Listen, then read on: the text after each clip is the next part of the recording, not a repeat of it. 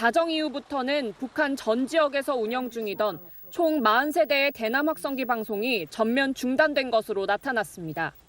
북한은 그동안 시끄러운 기계음과 동물 울음소리 등 최대 86데시벨 크기의 소음 공격을 가해왔습니다. 여권 핵심 관계자는 채널A에 남북 관계를 복원하는 것이 현재 가장 큰 과제라고 밝혔습니다. 대북 전단 살포 중지, 대북 확성기 방송 중지 같은 조치를 비롯해서 과거에 했던 남북 철도 공동조사나 식품 및 의약품 제공과 같은 인도적 지원 등이 당분간 이어질 것으로 보입니다.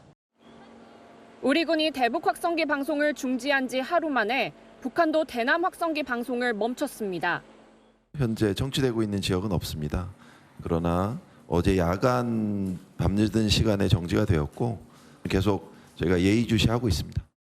마지막으로 들린 대남 소음 방송은 어젯밤 늦은 시각 서부 전선 일부 지역이었고 자정 이후부터는 북한 전 지역에서 운영 중이던 총 40세대의 대남 확성기 방송이 전면 중단된 것으로 나타났습니다. 북한은 그동안 시끄러운 기계음과 동물 울음소리 등 최대 86데시벨 크기의 소음 공격을 가해왔습니다. 그런데 우리 군이 어제 오후 2시부터 대북 방송을 중지하자 북한도 7시간 뒤인 밤 9시쯤부터 주변 개구리 소리에 묻힐 정도의 잔잔한 음악으로 바꿨습니다. 이후 오늘 자정부터는 이마저도 중단한 것으로 나타났습니다. 대남 방송이 중단된 강화군 접경 지역은 모처럼 평온을 되찾은 모습이었습니다. 지역 주민들도 반기는 분위기였습니다. 스트레스 많이 받고 그러는데 한결 조용해서 좋죠. 평화롭고 살기 좋은 동네 다시 찾아왔습니다. 북한은 심리전 방송이나 전단에 매우 취약해요. 북한이 원했던 상황이었다 이렇게 볼 수 있어요. 다만 남북 모두 확성기 시설 자체를 철거하거나 이동하진 않고 있어 상황에 따라 다시 가동할 가능성도 남아 있습니다. 이재명 정부가 북한의 인도적 지원 의사를 표명하는 안이 유력 검토되고 있습니다. 그 과정에서 윤석열 정부 때 단절됐던 북한과의 소통 채널 복원에도 나설 전망입니다.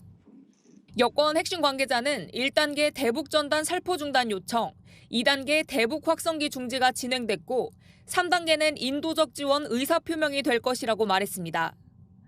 통일부가 지난달 동해에서 표류 중 구조된 북한 주민 4명의 조속한 송환을 추진하기로 한 것도 같은 맥락입니다.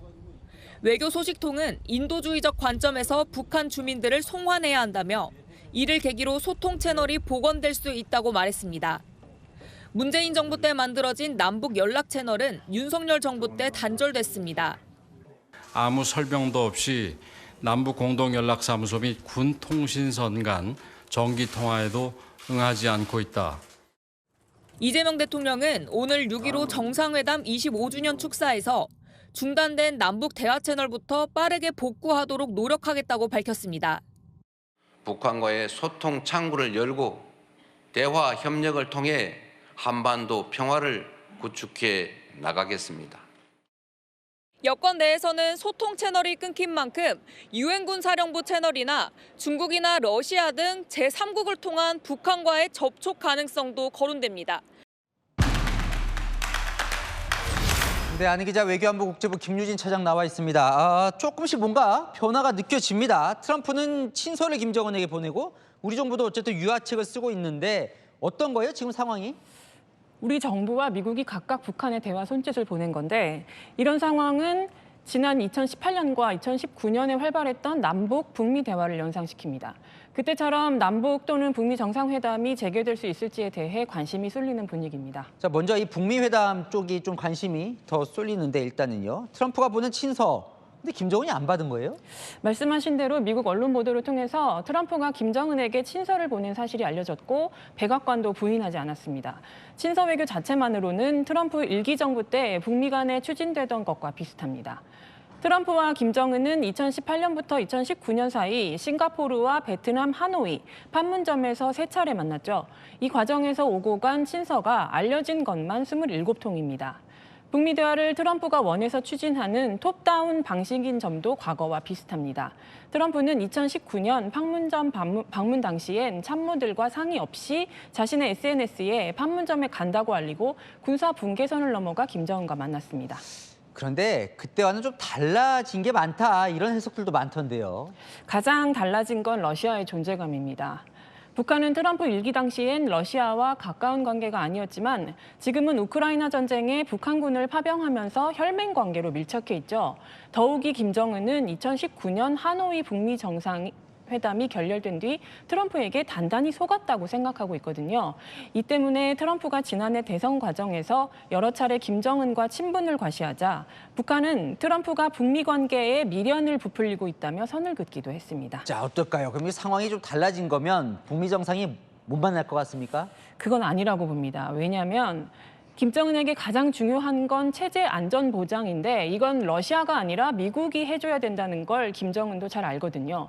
이 때문에 북미 정상이 조금 늦게 만날 수는 있어도 아예 안 만나지는 않을 걸로 보는 게 외교가의 시각입니다. 또 이번에 김정은이 트럼프 친서를 안 받았다고 알려진 것에 대해서 대통령실이 오늘 잘못 알고 있는 부분이 있다고 했는데 이게 사실일 경우 북미 간에 진척이 있을 수도 있습니다. 자, 그러면 우리 이제 남북 관계로 좀 와보죠. 대화 움직임이 좀 있어 보입니까? 어때요?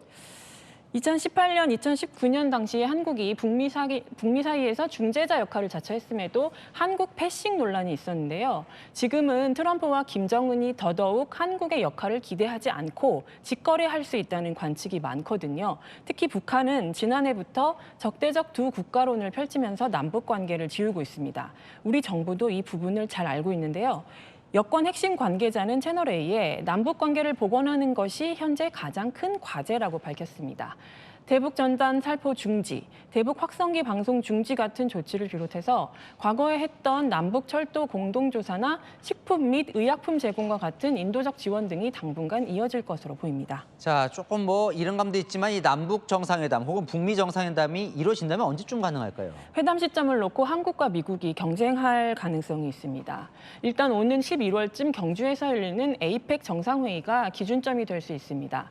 트럼프가 이 회의에 참석하기 위해 방한할 가능성이 거론되는데 이를 계기로 남북미 정상 간의 만남이 성사될 수도 있지 않겠느냐는 관측이 나옵니다. 그러나 이건 어디까지나 11월까지 남북 북미 간의 모종의 진전이 이뤄진다는 걸 전제로 하는 것이어서 앞으로의 상황을 예의주시해야 할 필요가 있습니다. 네, 잘 들었습니다. 아는 기자 김유진 차장이었습니다.